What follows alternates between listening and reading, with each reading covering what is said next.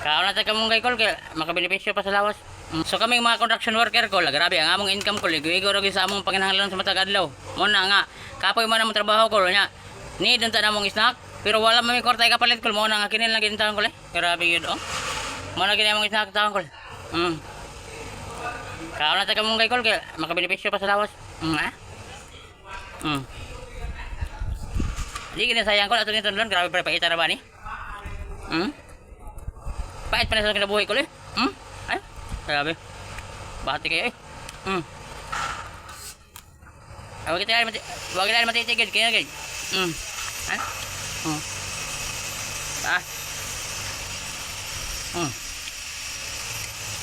Matong usapon kay di man sa hilisan.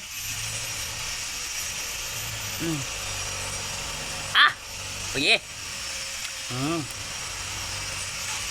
Kaya kung ato siyang gikaon kanadla ko kaya para maka muhamis lang mga kutis. Ano?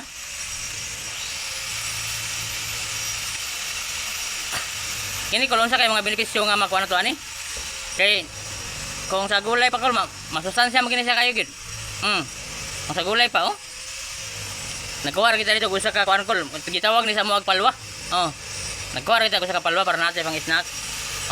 Paano siya kol, mukhaon na makaani niya, mainom makatubig daghan, mabusog ra gyapon ay magbusog. Oy. Bati ra gyapon kol. Kaya atong content kol para wala tay gasto. Kaon na taning mga gulay. Pero grabe. Suway ko niya kol. Suway niyo ba? Tambal mo ko na siya. Tambal ko na ni.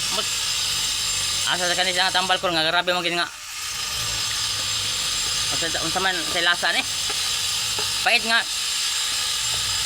Murag apod amot. Libog man di ko ka explain ko kay.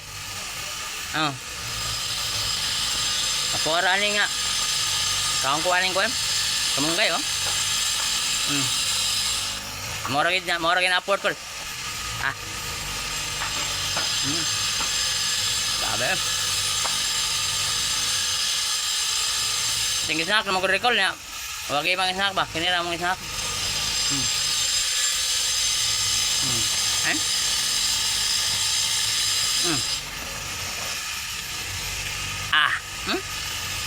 Gito na nato ko lang kasi magayon mo ka sa kilawa. Gito no eh.